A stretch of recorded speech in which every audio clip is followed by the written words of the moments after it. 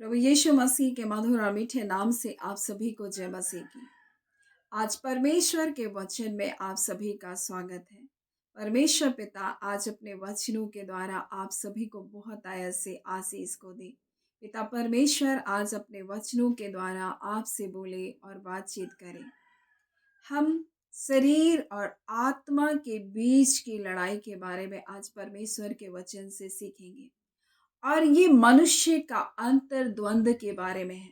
मेरे प्रियो, जो हर एक मसीह के अंदर में कार्य करता है और पौलुस प्रेरित भी इससे अछूता नहीं है। और हर एक मनुष्य जो भी हो, चाहे वो परमेश्वर की सेवा करने वाला हो या फिर वो एक साधारण मसीही क्यों ना हो जो अभी अभी विश्वास में आया हो, हर एक इस द्वंद से होकर के गुजरते हैं। मनुष्य का अंतर द्वंद।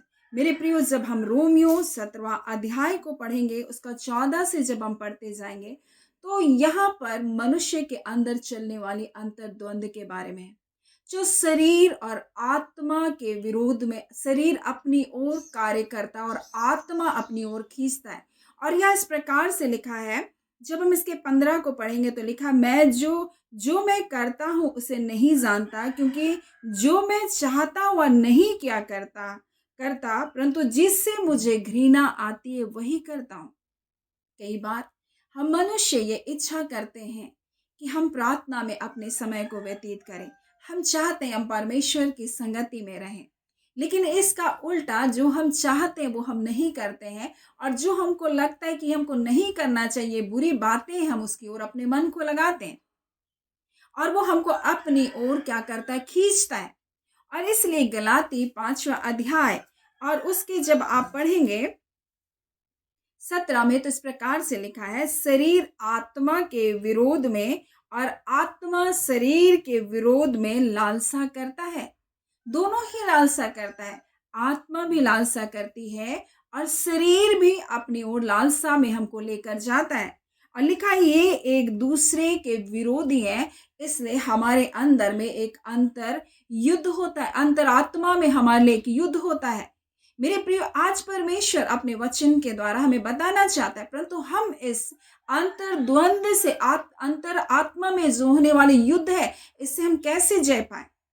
मेरे प्रियो, यहाँ पर वो पौलुस प्रेरित कहता है कि जो मैं करना नहीं चाहता हूँ, जिससे मुझको घृणा है, वही मैं करता हूँ। जो मैं करना चाहता हूँ मैं नहीं कर पाता हूँ। और इसलिए यहाँ इस प्रकार से लिखा है, अतः यदि मैं वही करता हूँ जिसकी इच्छा नहीं करता, तो उसका करने वाला मैं नहीं रहा, परंतु पाप जो मुझ में बसा हुआ है, वो पाप जो मेरे अंदर में बसा है, वही लालसा को करता है, वही पापपूर्ण शारीरिक लालसाओं को करता है। क्या है शरीर की लालसाएं? मेरे प्रियो, जब आप गलाती 5वां अध्याय में आगे पढ़ेंगे तो लिखा है, शरीर के काम प्रकट है, व्यभिचार है, गंदे काम है, लुचपन है, मूर्ति पूजा है, टोना है, बैर है, झगड़ा है, ईर्ष्या है, क्रोध है, विरोध है, फूट है, विधर्म है, डाह है, मतवालापन है, लीला क्रीड़ा है, और इनके जैसे और भी काम है। मेरे प्रियो, परमेश्वर का वचन कहता है, और ये शरीर के काम है, और शरीर आत्मा का विरोधी है, इसलिए वो शारीरिक काम क्यों लेकर हमको जाता है, शारीरिक की क्रियाओं में हमको लेकर जाता है। लेकिन हम मसीही लोग हैं, और इसलिए पौलुस प्रेरित इस प्रकार से कहता है कि मैं कैसा अभागा मनुष्य हूँ, मुझे इस मृत्यु की देह से कौन छुड़ाएगा। परंतु आगे वो कहता है, हमारे प्रभु यीशु मसीह के द्वारा परमेश्वर का धन्यवाद हो, इसलिए कि मैं आप बुद्धि से तो परमेश्वर की व्यवस्था का, परंतु शरीर से पाप की व्यवस्था का सेवन करता हूँ। और आगे वो कहता है, अतः जो मसीह यीशु में है उस पर दंड की आज्ञा नहीं है। और आगे लिखा है, क्योंकि जीवन की आत्मा की व्यवस्था ने मसीह यीशु में हमें पाप जो हमारे अंदर बसा है और मृत्यु की व्यवस्था से हमको क्या क्या स्वतंत्र किया। इसीलिए अब हमें क्या करना है, शारीरिक जो व्यक्ति है वो शरीर की बातों पर क्या करेगा, अपने मन को लगाएगा, और जहां हमारा मन होगा वहां हमारा तन भी जाएगा। जिन बातों में हम अपने मन को लगाएंगे, उन्हीं बातों से हम खींचे चले जाएंगे। एक व्यक्ति जो बार बार बोलता है मुझको आत्महत्या करना है, आत्महत्या करना है, मैं मर जाऊंगा, देखिए वो अंत में उसका शरीर उसी दशा में जाता है और वो आत्महत्या कर लेता है। क्यों? क्योंकि उसने अपने मन को उस गलत बात की ओर लगाया। मेरे प्रियो, कई बार हम अपने मन को गलत बातों की ओर लगाते हैं और इसलिए वो हमारे जीवन में, शरीर हमारे जीवन में क्या करता है, हमारे जीवन में हावी हो जाता है।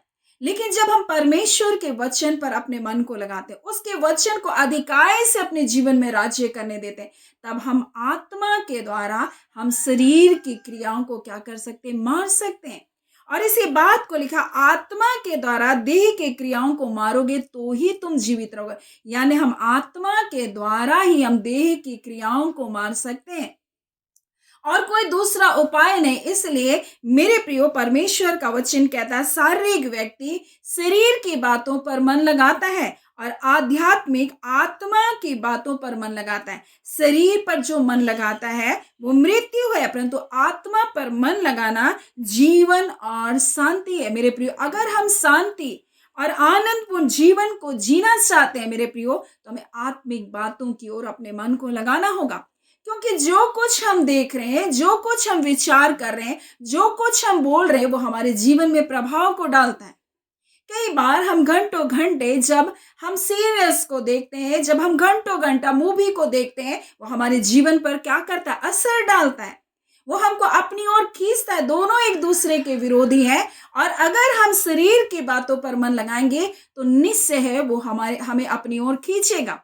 और हर एक मनुष्य से जब पाप होता है वो क्या करता है, उस पछताता है, प्रभु मैं क्या करूं, मैं तो अभागा मनुष्य हूं, मैं बार बार ऐसी गलतियों को करा। परंतु मैं आपको बता दूं, परमेश्वर का वचन कहता है अब जो मसीह यीशु में है उस पर दंड की आज्ञा नहीं है, पर जीवन की आत्मा की व्यवस्था ने मसीह यीशु में मुझे पाप और मृत्यु की व्यवस्था से क्या किया, स्वतंत्र किया। इसलिए गलाती 3 उसके 3 इस प्रकार से लिखा, क्या तुम ऐसे निर्बुद्धि हो कि आत्मा की रीति में आरंभ करके अब शरीर की रीति पर अंत करोगे? क्या तुम शरीर की बातों पर मन लगाओगे? परमेश्वर ने हमें अपनी आत्मा को दिया और इस प्रकार से रोमियो 8वां अध्याय उसके 11 में लिखा, यदि उसी का आत्मा जिसने यीशु को मरे हुए में से जिलाया तुम में बसा है, तो जिसने मसीह को मरे हुए में से जिलाया वह तुम्हारे नासवर देह को भी अपनी आत्मा से जो तुम में बसा है जिलाएगा। मेरे प्रियो, हमारे मरे हुए उन कार्यों से वो हमको जिलाएगा। उन पापों से जो हमारे अंगों में का राज्य करता है उससे हमको जिलाएगा। मेरे प्रियो, आज परमेश्वर अपने वचन के द्वारा हमें बताना चाहता है, परमेश्वर का आत्मा हमें मरे हुए कामों से भी जिलाएगा। ना सिर्फ पुनरुत्थान की बातें की जा रही है, परंतु उन मरे हुए कामों से भी हमको जिलाएगा। इसलिए उसका वचन कहता, आत्मा के द्वारा तुम देह की क्रियाओं को मारोगे तो ही तुम जीवित रहोगे। आज पाप मनुष्य के जीवन में राज्य कर करके उसके जीवन को क्या क्या मार दिया, आत्मिक रूप से मर गए। अब सिर्फ उनके अंदर शरीर ही कार्य कर रहा है। इसलिए हम जो मसीह यीशु में है, हमारे ऊपर उसने हमें पाप और मृत्यु की व्यवस्था से हमको स्वतंत्र कर दिया। और परमेश्वर का वचन कहता है जो मसीह यीशु में है उस पर दंड की आज्ञा नहीं। इसलिए उसका वचन यहाँ कहता है, क्या तुम ऐसे निर्बुद्धि हो कि आत्मा की रीति पर आरंभ करके अब शारीरिक रीति पर अंत करोगे? क्या तुमने इतना दुख व्यर्थ उठाया है? क्या बोला, परंतु कदाचित व्यर्थ नहीं जो तुम्हें आत्मा दान करता है और तुम में सामर्थ के काम करता है। क्या व्यवस्था के कामों से या सुसमाचार के ऊपर तुमने विश्वास किया इस कारण? मेरे प्रिय, आज परमेश्वर अपने वचन के द्वारा में बताना चाहता है, तुमने आत्मिक रूप से शुरुआत की है, अब तुम शरीर के अनुसार मत दिन को काटो, शरीर के अनुसार अपने जीवन को मत लेकर जाओ। इसलिए कहता है, क्या तुम ऐसे निर्बुद्धि हो कि आत्मा की रीति पर तुमने आरंभ किया है, अब शरीर की रीति पर तुम अंत कर रहे हो, शरीर की बातों पर मन लगा रहे हो, ये सोचकर कि मैं तो एक बार पापों में गिर गया, मैं चला गया, अब मैं ऐसा ही मेरा जीवन होगा। नहीं मेरे प्रियो, परमेश्वर का वचन कहता है, क्या तुमने इतना दुख व्यर्थ उठाया? परंतु कदाचित व्यर्थ नहीं जो तुम्हें आत्मा दान करता और तुम्हें सामर्थ के काम करता है, क्या वह व्यवस्था के कामों से या सुसमाचार पर विश्वास करने के द्वारा? मेरे प्रिय, आपने विश्वास किया और ये विश्वास के द्वारा आप धर्मी ठहराए गए। आपकी धार्मिकता आपके कर्मों के ऊपर नहीं है मेरे प्रियो। और इसलिए उसका वचन हमें बताता है कि जीवन की आत्मा की व्यवस्था ने, मसीह यीशु ने मुझे पाप और मृत्यु की व्यवस्था से क्या क्या स्वतंत्र किया, मुझे आजाद किया। पाप मेरे जीवन में क्या कर रहा था? राज्य कर रहा था। पाप मेरे जीवन में क्या करता है? प्रभुता करना चाहता है। लेकिन आत्मा हमें उन बातों के ऊपर क्या देता है? जय देता है मेरे प्रियो। और इसलिए आज परमेश्वर अपने वचन के द्वारा बताना चाहता है, अब्राहम ने तो परमेश्वर पर विश्वास किया और ये उसके लिए धार्मिकता गिना गया। हमने यीशु मसीह पर विश्वास किया और हम धर्मी गिने गए मेरे प्रियो। हम धर्मी ठहराए गए उसके द्वारा। और इसलिए मेरे प्रियो, परमेश्वर आज अपने वचन के द्वारा बताना चाहता, आत्मा के अनुसार हम चलाए चले। और इसलिए यहाँ पर लिखा है, जब गलाती 5 अध्याय 16 में, पर मैं कहता हूं आत्मा के अनुसार चलो तो तुम शरीर की लालसा को किसी भी रीति से पूरा ना करोगे। आत्मा के ऊपर मन लगाओ, आत्मिक बातों के ऊपर मन लगाओ, परमेश्वर के वचन की ओर मन लगाओ। और जब संसार की बातों पर हम मन लगाते या संसार के साथ हम ज्यादा टाइम बिताते मेरे प्रिय, वो हमारे जीवन पर राज्य करता और तब शरीर हमारे ऊपर हावी हो जाता है। तब क्रोध, रोष, बैर भाव, ईर्ष्या, डाह, जलन, व्यभिचार, कुदृष्टि, सारी चीजें हमारे जीवन में आ जाती है। ये सारी चीजें हमारे जीवन में राज्य करना चाहती है। लेकिन मेरे प्रियो, परमेश्वर का वचन कहता है, तुम इतना निर्बुद्धि मत हो। तुमने आत्मा के द्वारा शुरुआत किया, तुमने विश्वास के द्वारा आत्मा को पाया, तुमने विश्वास के द्वारा तुम धर्मी ठहराए गए। इसलिए अब भी तुम विश्वास के द्वारा तुम चलो, आत्मा के तुम चलाए चलो। परमेश्वर का वचन कहता, और देह की क्रियाओं को मारो, तब तुम जीवित रहोगे। मेरे प्रिय, आज परमेश्वर अपने वचन के द्वारा बताना चाहता है, हर व्यक्ति एक आत्मिक द्वंद्व से होकर गुजरता है और वो सोचता है मैं क्या करूं, मैं किसको चुनूं। मेरे प्रियो, लेकिन मैं आपको बता दूं, आप पाप से और मृत्यु की व्यवस्था से आप छुटकारा पाए हुए लोग हो, आप धर्मी ठहराए गए लोग हो। इसलिए शरीर की बातों पर मन न लगाओ, आप आत्मा के अनुसार चलो। इसलिए परमेश्वर का वचन कहता है, आत्मा की रीति पर आरंभ किए हो और शारीरिक रीति पर अंत मत करो। शरीर के ऊपर मन मत लगाओ, परंतु आध्यात्मिक बातों की ओर मन लगाओ, आत्मिक बातों की ओर मन लगाओ। परमेश्वर के वचन को अधिकार से अपने जीवन में राज्य करने दो। सो परमेश्वर आज अपने वचन के द्वारा हमें बताना चाहता है, हम मसीह यीशु में हम स्वतंत्र किए गए। इसलिए जब आप 2 कुरिन्थी में और उसके 17 में पढ़ेंगे तो लिखा है, प्रभु तो आत्मा है और जहां कहीं प्रभु का आत्मा है वहां स्वतंत्रता है। और परंतु जब हम सबके उघाड़े चेहरे में प्रभु का प्रताप इस प्रकार से प्रकट होता है, जिस प्रकार से दर्पण में, तो प्रभु के द्वारा जो आत्मा है, हम उसी तेजस्वी रूप में अंश अंश करके हम बदलते जाते हैं। मेरे प्रियो, परमेश्वर आज अपने वचन के द्वारा बताना चाहता है, प्रभु के आत्मा के द्वारा, जो आत्मा है हमारा प्रभु, उसके द्वारा, उसके तेजस्वी रूप में हम अंश अंश करके हम बदलते जाते। सो परमेश्वर आज अपने वचन के द्वारा हमें बताना चाहता है कि हमारे जीवन में वो बदलाहट आनी चाहिए। अगर हम गिर गए हैं तो हमें बड़े हियाव के साथ उस अनुग्रह के सिंहासन के पास जाना है, जहां वो हमारे लिए है मेरे प्रियो, जो हमारे दुखों में हमारे समान वो दुखी होता है और हमारी सहायता करने के लिए वो सदैव तैयार है, क्योंकि वो स्वयं इस संसार में आया। हर एक दुर्बलताओं को उसने देखा, हर कमजोरियों को उसने जाना, उसने स्वयं उन दुर्बलताओं के ऊपर जय को पाया। इसलिए वही हमको विजय दे सकता है। इसलिए परमेश्वर आज अपने वचन के द्वारा में बताना चाहता है, हम इस अंतर्द्वंद से बाहर आ जाएं। मेरे प्रियो, परमेश्वर ने हमें मसीह यीशु में स्वतंत्र किया है और जहां परमेश्वर का आत्मा है वहां स्वतंत्रता है। मसीह यीशु में परमेश्वर का वचन कहता है, उसने पाप और मृत्यु के व्यवस्था से हमें आजाद कर दिया। आज अपना आत्मा हमारे हृदय में उंडेला।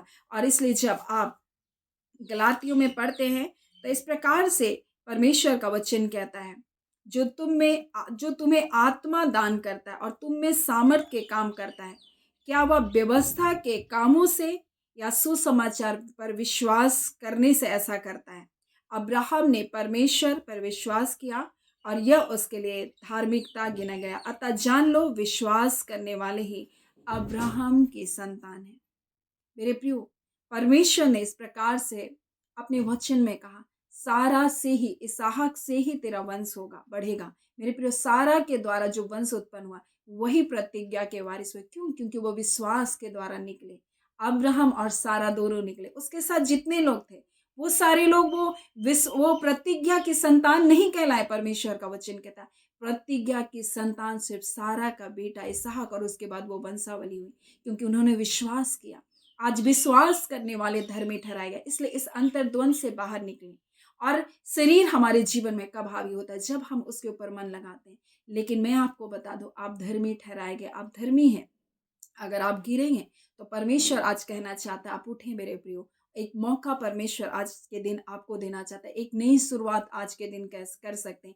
एक नया समर्पण को आज अपने जीवन में आप दे सकते हैं। और पवित्र आत्मा जिसने यीशु को मरे हुए में से जिलाया, वो आपकी सहायता करेगा ताकि वो मरे हुए कामों से आपको क्या करे? निकाल बाहर करे। इसलिए कहता है आत्मा के अनुसार चलो तो तुम देह की क्रियाओं को क्या करोगे? मारोगे। आत्मा के अनुसार चलो तभी तुम जीवित रहोगे। सो परमेश्वर पिता इन वचनों के द्वारा आप सभी को बहुत आयत से आशीष को दे। आमीन। हम प्रार्थना करें। धन्यवाद देते हैं जीवते सच्चे सामर्थ्य पिता परमेश्वर। हम प्रभु यीशु के नाम से पिता आपके पास आते हैं और बड़े हियाव के साथ परमेश्वर आपके अनुग्रह के सिंहासन के पास आते हैं, क्योंकि खुदान परमेश्वर प्रभु जी आप अपने बच्चों की दुर्बलताओं में आप अपने बच्चों का सहायक है। खुदान परमेश्वर प्रभु जी अपने धर्म मैदानी हाथ से अपने लोगों को उठाकर खड़ा करने वाले परमेश्वर है। इसलिए भजनकार दाऊद कहता है मैं अधिक ना डिगूंगा। हाँ खुदान शत्रु ने बड़ा धक्का तो दिया परंतु मैं अधिक ना डिगूंगा, क्योंकि यहोवा मेरे हाथों को थाम रखा। आज खुदान परमेश्वर आपकी धार्मिकता का हाथ प्रभु आपके बच्चों को उन गर्तों से, उन पापों से, उन अभिलाषाओं से, उन व्यसनों से प्रभु जी उनको पिता परमेश्वर प्रभु जी उन गंदी आदतों से बाहर निकालने पाए। खुदान परमेश्वर प्रभु जी ना तो बल से ना शक्ति से परंतु पवित्र आत्मा आपकी सामर्थ के द्वारा आपके बच्चों के जीवन से पाप और बुराई के बंधन टूटने पाए। हर एक अशुद्धता पवित्रता की सारी युक्ति और योजना जो शत्रु ने तेरे बच्चों को पापों में गिराने के लिए, निराशा में गिराने के लिए, अंधकार में जकड़ने के लिए योजना बनाई, ऐसी सारी योजना यीशु के नाम से विफल हो जाए। खुदान परमेश्वर आपके एक एक लोग परमेश्वर आपके बेटे यीशु के लहू से मोल लिए गए परमेश्वर पिता। आप पिता परमेश्वर आज खुदान परमेश्वर वो आत्मा के अनुसार चले, आत्मा के अनुसार से पिता परमेश्वर शुरुआत किया है प्रभु जी, शरीर के अनुसार अंत ना करने पाए। हाँ खुदान परमेश्वर, क्योंकि आप कहते हैं अगर तुम ऐसा करोगे तो मेरा मन परमेश्वर पिता दुखी होगा। प्रभु आपका वचन कहता है खुदान परमेश्वर प्रभु जी आप अपने बच्चों को परमेश्वर आज के दिन अपने वचन के द्वारा बोले और बातचीत किए। आपने अपने बच्चों को स्वतंत्र किया, अपने बच्चों के जीवनों के बंधनों को आपने तोड़ा। व्यसनों के बंधन टूट जाए यीशु के नाम से। हर एक प्रकार की गंदी बदरूहें निकल बाहर होने पाए यीशु के नाम से। हर एक गंदी चीजें जो परमेश्वर तेरे बच्चों के मन और हृदय पर राज्य कर रही है प्रभु जी, जो बंधनों में बांध कर रखी है, यीशु के नाम से वो आजाद होने पाए। खुदान परमेश्वर पिता आपका धन्यवाद देते हैं। खुदान परमेश्वर मसीह यीशु में आपके लोग प्रभु स्वतंत्र किए गए। प्रभु आपका धन्यवाद। बीमारियों से आजाद किए गए पिता। आज कोई बीमारी परमेश्वर आपके बच्चों के ऊपर राज्य नहीं कर सकता। हाँ पिता कोई अशुद्धता पवित्रता आपके बच्चों के ऊपर राज्य नहीं कर सकता। हाँ पिता परमेश्वर हर एक विचारों के पापों को शुद्ध कर, हर एक मन की भावनाओं को परमेश्वर जो आपकी पहचान के विरुद्ध में उठती है, ऐसी कल्पनाओं को परमेश्वर यीशु के नाम से प्रभु जी हम उसका खंडन करते हैं पिता। आपका धन्यवाद देते हैं पिता। एक एक लोगों को आपने स्पर्श किया, जितने बीमार है चंगे किया जाए पिता परमेश्वर। जिनके संतान नहीं है हाँ पिता परमेश्वर दुर्बलताएं हैं, कमजोरियां हैं, यीशु के नाम से वो जाती रहे। और खुदान परमेश्वर प्रभु जी आपके बच्चों की मन की इच्छाओं को आप पूरा करने वाले परमेश्वर है प्रभु। आपने कहा मैं तुम्हारे मनोरथों को पूरा करूंगा। आज खुदान आपके बच्चे कई मनोरथों को लेकर आए हैं, अपने मन की इच्छाओं को लेकर आए प्रभु। वो चाहते हैं कि पिता आप उनके जीवन के लिए करें, आप जानते हैं उनके जीवन के लिए अच्छा क्या है। और खुदान आप अपने बच्चों को बेस्ट देते हैं, आप अपने बच्चों के लिए बेस्ट और परमेश्वर आशीषों को देने वाले पिता हैं। आप अपने बच्चों के लिए भलाई को देने वाले परमेश्वर हैं। आज पिता आपके बच्चे जो रो रहे हैं, तड़प रहे परमेश्वर, निराश हैं, हताश हैं परमेश्वर, अपने जीवन, अपनी हालात, अपनी परिस्थितियों को लेकर हालात वो परिस्थितियां यीशु आपके नाम से बदलने पाए। दावन परमेश्वर पिता हाँ पिता परमेश्वर राजा का मन नालियों के समान होता है और आप जिधर चाहते उधर मोड़ सकते हैं। आज खुदा इनके फेवर में परमेश्वर लोग आने पाए, इनकी हालात इनके फेवर में आने पाए। हाँ पिता परमेश्वर शत्रुओं से भी मैं तुम्हारे पिता परमेश्वर प्रार्थना कराऊंगा। आज इनके विरोधी भी परमेश्वर की सहायता करने के लिए खड़े होने पाए। हाँ पिता परमेश्वर हर विरोध शांत होने पाए, हर प्रकार की दुष्ट की योजनाएं परमेश्वर नष्ट किए जाए, वीर के हाथों से शिकार छीना जाए, क्योंकि आपके वचन में लिखा वीर के हाथों हाथों से शिकार भी छीना जाएगा। मैं तुम्हारा उद्धार करता परमेश्वर हूँ। आपने कहा परमेश्वर मैं तुम्हारे लड़के बालों का उद्धार करूंगा। आज खुदा इस वचन के अनुसार प्रभु जी अपने लोगों का छुटकारा करने वाले परमेश्वर है। आपका धन्यवाद देते पिता। आज जितने बंधुआई में, जितने आत्मिक द्वंद्व में है, हाँ पिता मनों के युद्धों में जा रहे हैं, आज यीशु के नाम से प्रभु जी उस युद्ध से बाहर आने पाए। और खुदा परमेश्वर वो शारीरिक बातों पर नहीं परंतु आत्मिक बातों पर अपने मन को लगाने पाए। हम आपका धन्यवाद करते पिता, धन्यवाद देते पिता परमेश्वर। आपको सारी आदर महिमा देते हुए प्रार्थना हम यीशु के नाम से मांगते हैं। दया सुने अनुग्रह से ग्रहण कर लीजिएगा। आमीन। परमेश्वर पिता आप सभी को बहुत आयत से आशीष को दे।